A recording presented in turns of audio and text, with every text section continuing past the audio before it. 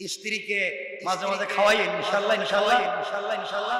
আরে ভালোবাসা তৈরি হবে, ভালোবাসা তৈরি হলেই পরিবার থেকে শাহজালাল জন্ম নিবে, শাহপুরান জন্ম নিবে, শাহ আমানত, শাহ মখদুম, জুনাইদ, মুদাদি, তারা জন্ম নিবে, বড় বড় বুজুর্গ আলেম জন্ম নিবে। আপনি আপনার স্ত্রীর চুলে 10-15 কালার করেন, বিভিন্ন চুলরে কালারিং করে, মেকআপ করে, স্মার্ট করে, বিউটিফুল করে, হিল জুতা পরাইয়া, লিপস্টিক লাগাইয়া একবারে বিউটিফাই করে, চমৎকার করে, লাস্যময় আকর্ষণীয় করে, 3/4 প্যান্টের সেন্ট গেঞ্জি পরাইয়া আপনি আপনার চোখের সামনে আপনার বেডরুমে আপনার স্ত্রীকে যদি চমৎকার করে উপস্থাপন করতে পারেন, রাস্তায় গিয়ে অন্যের মেয়ের দিকে আর অন্যের স্ত্রীর দিকে আপনার চোখ যাবে না, ঠিক কিনা বলেন? রাস্তায় গিয়ে অন্যের মেয়ের দিকে আপনার চোখ যায়, অন্যের স্ত্রীর দিকে আপনার চোখ যায়, এর অর্থ হলো বাসায় আপনার বউরে ভাল লাগে না। হ্যাঁ হ্যাঁ, কেন? ঠিক কয় আবার এরা, ঠিক কয় এরা কি করতেছে আল্লাহই জানে। আজকে ওয়াজ কইরা দিমু, পরে কিন্তু বাসা ঢুকতে পারবেন না, কিন্তু বাসা ঢুকতে পারবেন না।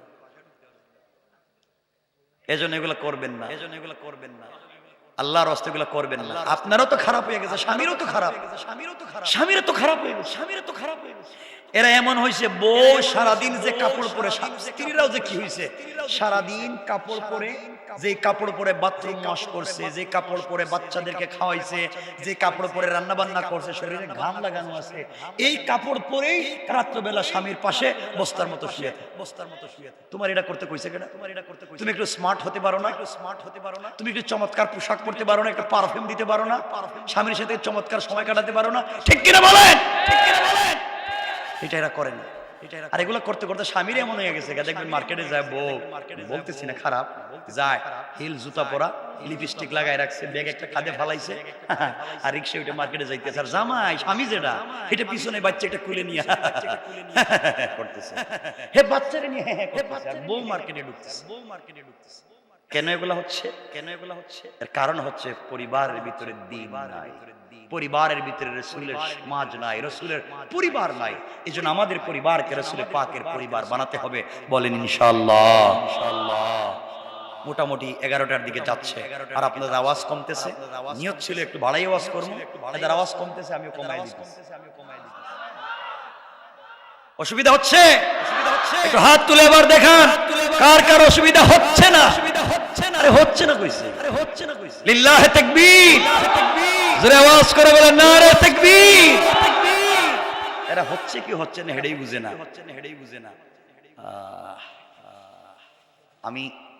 আমি চেষ্টা করলাম আপনাদের মনকে আমার দিকে নিয়ে আসার জন্য, কারণ আমি কথা বলতেছি, আপনারা ঘুমে আছেন না, সিগারেট খাইতেছেন, বুঝতেছি না, আমার দিকে একটু নিয়ে আসতে চেষ্টা করলাম। মনোযোগ দিয়ে এবার শুনেন, পরিবারকে কেমন সুন্দর করবেন, পরিবার কত চমৎকার হতে পারে যদি আল্লাহর কাছে বলতে পারেন।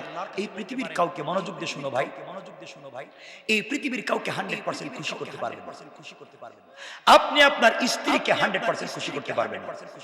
70 বছর যদি পরিবারে খাওয়ান, বউ বলবে তুমি আমার জন্য কি করছো, সব তো তোমার মা আর ভাই বোনের জন্য করছো, মা আর ভাই বোন বলবে বাবা তুই আমাদের জন্য কি করছো, সব তো তোর বউর জন্য আর সন্তানের জন্য করছো। মানে এক কথায় আপনি এদিকেও নাই ওদিকেও নেই, আপনি বিপদে আছেন। সুতরাং এই বিপদগ্রস্ত সমাজে রব বলেছেন তুমি কাউকে সন্তুষ্ট করতে পারবে না বান্দা, কিন্তু তুমি যদি 100 বছরের হায়াত পাও, তুমি পদে পদে কষ্ট পাবা। স্ত্রী হয়তো তোমাকে কষ্ট দিবে, সন্তান তোমাকে কষ্ট দিবে, মা বাপ হয়তো কষ্ট দিবে, তোমার বুকটা কলেজাটা ঝাঁঝরা হয়ে যেতে পারে, দুঃখের কথা বলবার জায়গা নাও পাইতে পারো। আমি রব বলছি বান্দা শোন, 100 বছর যদি হায়াত থাকে, 99 বছর 11 মাস 29 দিনও যদি নাফরমানি করস, আর একটা দিন বেঁচে আছস মাত্র, ওই টাইমেও যদি আমার কাছে ফিরে এসে তওবা করে সিজদায় পড়ে যাস, আমি রব 100% খুশি হয়ে যায়। কেমনে? কেমনে? ওই আলোচনার দিকে গিয়ে আলোচনা শেষ করব, মনোযোগ দিয়ে শোনেন। আমার মুসলমান বন্ধুগণ, গভীর মনোযোগ, গভীর মনোযোগ। আল্লাহর পয়গম্বরের কলিজার টুকরা মেয়ে হযরতে ফাতেমা তখন পর্যন্ত বিয়ে শাদী করেন নাই, বিয়ের বয়স পর্যন্ত পৌঁছেন নাই। হযরতে ফাতেমার সঙ্গে সামাজিকভাবে এলাকায় থাকতে গিয়া এক ইহুদির মেয়ের সাথে তার বন্ধুত্ব হয়ে গেল, বান্ধবীয়ানা হয়ে গেল। ইহুদির মেয়ের সাথে তার সম্পর্ক হয়ে গেল। দুইটাও ইতিহাসে দুইটা বর্ণনা পাওয়া যায়। কেউ বলেছেন এই সম্পর্ক একদিন দুই দিনের না, প্রায় 6 বছর। আর কেউ বলছেন প্রায় 12 বছর পর্যন্ত তাদের এই দীর্ঘদিনের সম্পর্ক। মেয়েটা প্রতিদিন সকালবেলা ফাতেমার কাছে চলে আসে, সারাদিন একসাথে থেকে বিকাল বেলা চলে যায়। এইভাবে সে ফাতেমা সম্পর্কে, তার চরিত্র সম্পর্কে ধারণা তৈরি হয়ে গেল। আস্তে আস্তে করে এমন প্রেমে পাগল হয়ে গেল, ফাতেমার ভালোবাসায় মত্ত হয়ে গেল। সেই পৃথিবীতে, এই পৃথিবীতে একমাত্র ফাতেমাকে আমানতদার, বিশ্বস্ত মনে করে। কেমন চরিত্রবান হতে পারেন ফাতেমা, পরিবার কেমন সুন্দর হতে পারে ইসলাম থাকলে, দেখেন তো, লক্ষ্য করেন। ওই ইহুদির মেয়েটা বড় হয়ে গেল। আস্তে করে একদিন ওই মেয়েটা তার বাবার কাছে গিয়েছে। ইহুদি ডাক দিয়া বলেছে, মেয়ে আমার, তোমার বয়স কম হয় নাই মা, বয়স তো হয়ে যাচ্ছে, তোমাকে আমি বিয়ে দিতে চাই। তুমি কি বিয়েতে রাজি? তোমার কাছে আমি জানতে চাই। মেয়ে বলতেছে, আব্বাজান, আমি আপনার একমাত্র মেয়ে, আপনার আর কোনো সন্তান নাই, আমি বিয়েতে রাজি হব কিনা এটা কি বলতে হবে? আপনি বাবা হিসাবে আমার জন্য অন্যায় করবেন না। আমি জানি আপনি বলেছেন আমার জন্য পাত্র ঠিক করেছেন। ইহুদি ডাক দিয়া বলছে, মেয়ে, এই এলাকার সবথেকে বড় শিল্পপতি ইহুদির ছেলেকে তোমার জন্য আমি পাত্র নির্ধারণ করেছি, তোমাকে বিয়ে দিতে চাই মা, তুমি রাজি?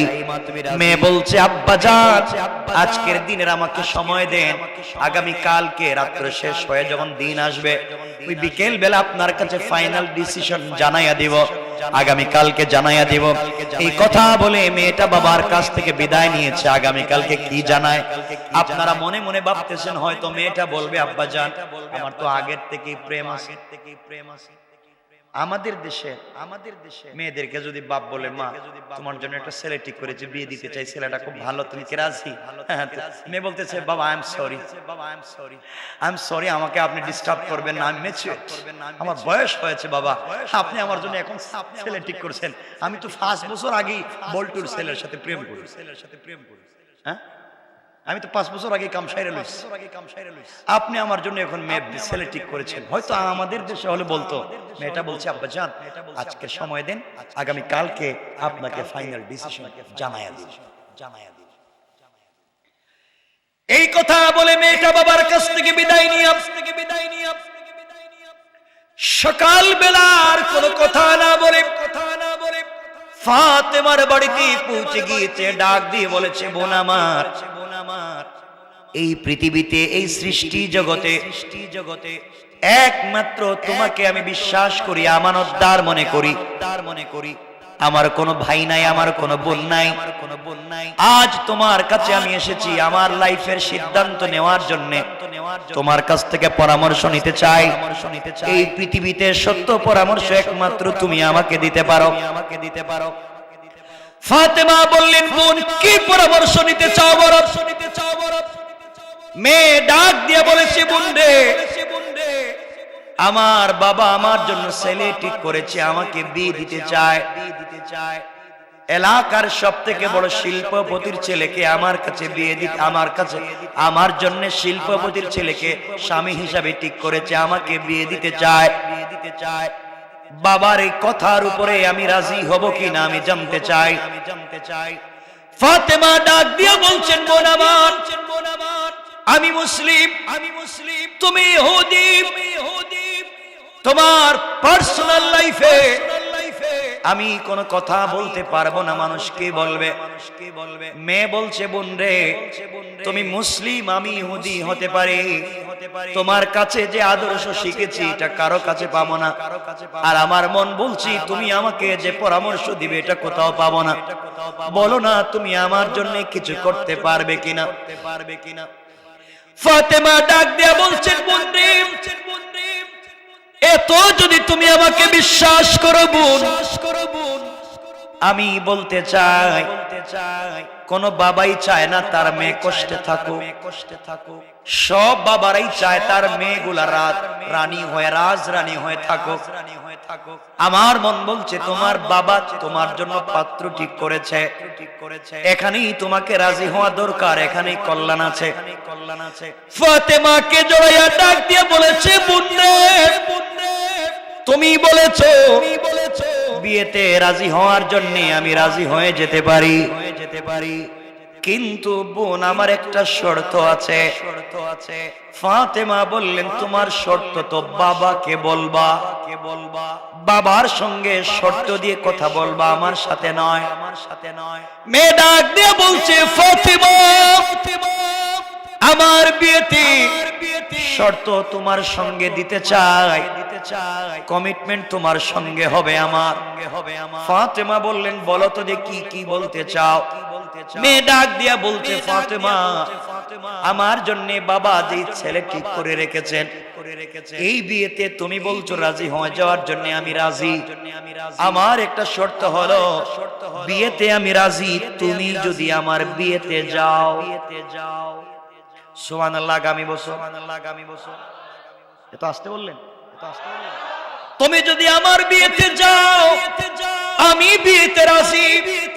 ফাতেমা ডাক দিয়ে বলছেন, বোন রে আমি মুসলিম তুমি ইহুদি, তোমার বিয়েতে যারা আসবে সকলে ইহুদি, আমি যদি তোমার বিয়েতে যাই আমার বাবাকে নিয়ে মানুষ টিটকারি করবে, মস্কারা করবে, গালি দিবে, এই জন্য আমি তোমার বিয়েতে যেতে পারবো না বোন, মাফ করে দিও।